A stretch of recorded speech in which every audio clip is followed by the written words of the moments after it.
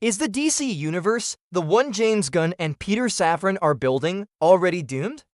That's the question on everyone's mind, and today, we're diving deep into the future of the DCU to see if there's major trouble on the horizon. I've been following every piece of news, every rumor, and every cryptic tweet, and frankly, I wish I knew some of this stuff sooner because it paints a very complicated picture. Let's start with the big promise, a unified, cohesive universe. It sounds amazing, right? A 10-year plan, everything connected, from movies to TV shows to video games. This was the dream, the thing that was supposed to finally put DC on even footing with the well-oiled machine that is the MCU. But here's the first potential crack in the foundation: creative freedom versus studio mandate. James Gunn is a creator at heart, known for his unique vision, but now he's also the boss.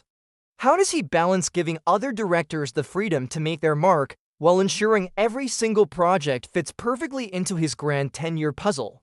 We saw how Zack Snyder's vision, for better or worse, was heavily altered by studio interference. Will the new DCU avoid this pitfall, or will the pressure to maintain a single, unified story stifle the very creativity that makes these characters great? It's a tightrope walk, and one wrong step could send the whole thing tumbling down. Then there's the baggage. Oh, the baggage. The old DCU is not just fading away quietly. We still have remnants like Aquaman 2, and the memory of films like The Flash and Black Adam is still fresh. The box office performance of these recent films has been, to put it mildly, disappointing. This creates a huge problem: audience confusion and fatigue. Are new audiences going to be excited for a Superman movie when they feel like they just saw a version of this universe crumble? Casual viewers might not know the difference between the old DCU and the new DCU. They just see DC and think, oh, another one? It's a massive marketing and perception hurdle. They have to convince millions of people that this time, it's different. This time, it's worth investing your time and money. That's a tough sell when the last few products from the brand ain't exactly inspired confidence. Let's talk about the slate itself. Chapter 1, Gods and Monsters.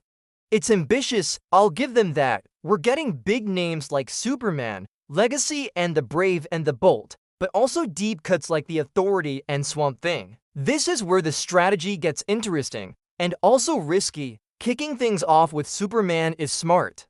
He's the heart of DC, but following it up with lesser-known properties like The Authority is a gamble. Will mainstream audiences, the ones you need to break $1 billion, show up for a team of morally gray anti-heroes they've never heard of? Marvel built its empire on the backs of its A-listers first, before introducing more obscure characters like the Guardians of the Galaxy. DC seems to be trying to do both at once.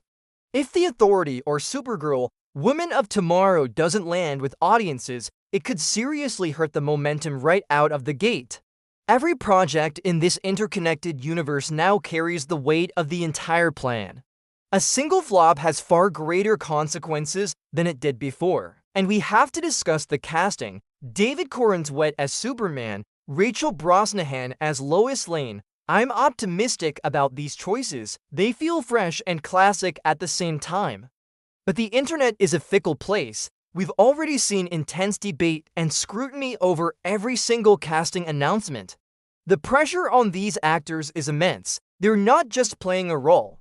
They're carrying the hopes and dreams of a multi-billion-dollar franchise on their shoulders. And what about the returning actors? Viola Davis as Amanda Waller is a great anchor, but this mix-and-match approach of keeping some actors while recasting others could add to that audience confusion I mentioned earlier. Why is this person back but that one isn't? Without crystal clear communication from DC Studios, it can all feel very messy and arbitrary, which undermines the fresh start narrative. Another major point of concern is the Elseworlds label. So Todd Phillips' Joker and Matt Reeves' The Batman are safe in their own little bubbles. On one hand, this is brilliant. It allows these proven, successful, and critically acclaimed visions to continue without being forced into the main timeline. It protects what works, but on the other hand, doesn't it dilute the core promise? The whole point was one single, unified universe. Now we have the main DCU, and also the DC Elseworlds. For us die-hard fans, we get it. But for your average moviegoer, it's just more to keep track of. Wait, so this Batman isn't the same as the other Batman, and which Joker is this? It risks making the DC brand feel fractured and complex, the very thing this new plan was supposed to fix. It's like they're trying to have their cake and eat it too, and that can often just leave you with a mess. Let's zoom out and look at the bigger picture, the state of the superhero genre itself. There's a growing sentiment of superhero fatigue. Audiences are getting tired of the same formulas, the same CGI-heavy final battles.